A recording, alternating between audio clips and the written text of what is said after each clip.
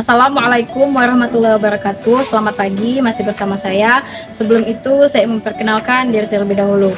Nama saya Dena Puja Puspita, kelas 2C semester 2, Prodi Pendidikan Agama Islam, Universitas Islam Negeri Fatmawati Soekarno Bengkulu. Baiklah, di sini saya akan menjelaskan materi tentang pengaruh keluarga terhadap perkembangan sosial dan tingkah laku anak di sekolah.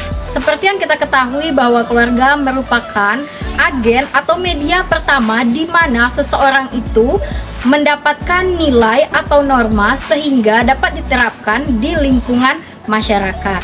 Nah, keluarga itu terdiri dari ayah, ibu, adik, kakak, paman, bibi, nenek, dan lain sebagainya. Nah, yang mana yang mempunyai peran penting yaitu adalah ibu, yang mana ibu merupakan madrasah pertama bagi seorang anak. Oleh sebab itu, ibulah yang mengajari anak itu yang pertama, karena ibu merupakan orang yang pertama kali untuk mengajarkan anak itu baik tentang bahasa, baik tentang tata cara, misalnya seperti makan, bagaimana makan yang baik dan benar itu seperti apa, dan lain sebagainya. Ibu, kalau ibunya saja tidak baik atau mencontohkan hal-hal yang buruk kepada anaknya, maka anaknya nanti akan meniru dan dapat menyebabkan anak tersebut berperilaku menyimpang atau tidak sesuai dengan norma dan nilai yang telah berlaku di masyarakat kita sendiri.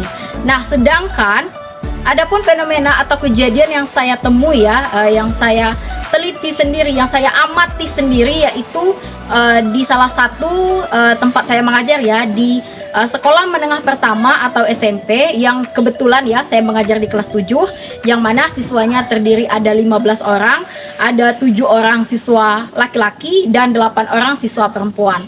Nah, pada awal saya masuk sekolah tersebut, saya mengajar di kelas 7 ini, awalnya kondisinya namanya pertama saya suruh mereka perkenalan dulu. Nah, ada satu siswa yang agak berbeda dengan yang lain dari teman-temannya yang lain dia ini perempuan. Sebut saja inisialnya itu F. Nah, yang mana F ini memang memiliki latar belakang atau silsilah keluarga yang memang keluarganya itu broken home atau orang tuanya pisah. Nah, yang mana si F ini yang saya awalnya tidak percaya bahwa setelah saya mengajar kurang lebih beberapa kali pertemuan dengan saya, dia ini agak berbeda dengan teman-temannya yang lain. Dia sering menegur sapa saya, terus memuji, "Bu, cantik sekali ibu ini. Bu, pakai bedak apa? Bu, pakai lipstik apa?" Saya bilang, "Nanti kamu masih kecil nanti kalau sudah besar pasti boleh memakai seperti itu, pakai lipstik, pakai bedak. Tetapi kalau untuk di sekolah jangan dulu." Kemudian dia lanjut lagi bertanya kepada saya, "Bu, apakah ibu punya sosial media seperti TikTok, WhatsApp, Instagram, Facebook, dan lain sebagainya?" Ya, saya bilang ada. "Kalau boleh Bu, boleh nggak saya berteman dengan ibu di sosial media?" Ya, saya bilang ya boleh. Kenapa tidak boleh? Kan namanya silaturahmi. Kemudian saya berteman dan dia sering me-WhatsApp saya, sering curhat tentang pacar.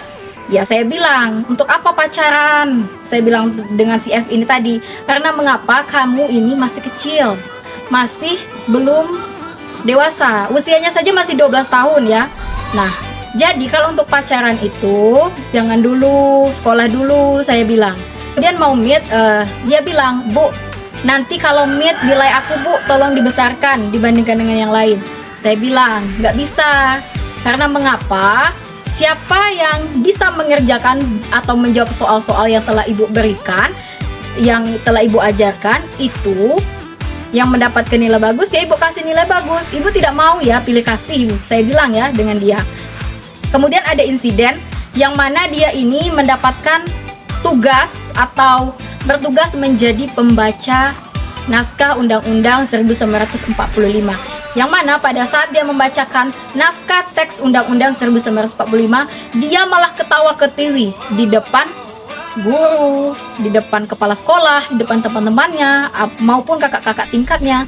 Kemudian dia masih ketawa ketiwi di saat ditegur. Akhirnya saya bersama wali kelasnya menegur dan memberikan hukuman kepada dia, supaya hukuman ini tujuannya saya bersama wali kelasnya yang kebetulan teman dekat saya, dia perempuan juga, ibu wali kelasnya. Nah, gini, kami bilang kalau mau jadi petugas upacara itu harus dengan serius,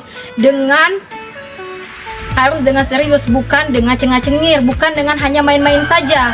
Akhirnya setelah dinasehati, iya bu, dia bilang. Kemudian ada insiden yang lebih lagi ya, insidennya pada saat mau perpisahan kakak tingkat mereka kelas 9 ini tadi, beberapa minggu ini tadi. Nah, dia kebetulan yang mana ya, kelas mereka itu ada 8 orang perempuan. Nah, 7 diantaranya yaitu mengikuti latihan tarko atau pramuka atau persembahan untuk ditampilkan pada saat hari perpisahan waktu itu. Nah, sementara dia seorang di kelas, mungkin ya otak dan pikirannya itu gimana ya, bisa dikatakan seperti apa ya, dia berinisiatif, malahan dia menyembunyikan tas temannya dan memanjat plafon kelas, kemudian disembunyikannya lah tas temannya tersebut. Setelah beberapa hari temannya ini menangis, dan memang temannya sudah curiga. Temannya pernah bilang ke saya dan wali kelasnya, bu, memang saya sudah curiga dengan si F ini. Karena mengapa? Karena dia hanya seorang di kelas, memang bukan hanya satu kali ini saja dia sering melakukan kesalahan seperti itu dan melakukan perbuatan seperti itu. Terus saya bersama wali kelasnya, kebetulan si orang tua temannya tadi sudah melapor juga. Nah, kita menegur si F ini, gimana, apakah kamu betul-betul menyembunyikan tas teman kamu? Nah, dia bilang iya bu, dan mengaku. Nah, disitulah kita menasehati, untuk apa motif kamu, apa alasan kamu menyembunyikan tas teman kamu sampai dia matanya bengkak dan 2 hari 2 malam itu menangis.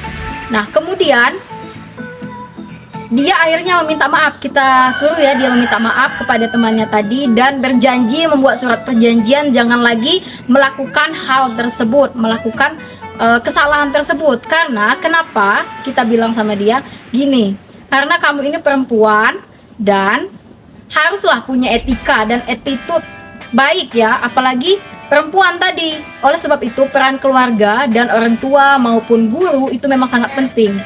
Nah, karena apa? Kita sudah telusuri bahwa si F ini tadi memang ya mungkin dengan orang tuanya berpisah, mungkin dia selama ini kan tinggal bersama kakek dan neneknya, mungkin kurang terkontrol.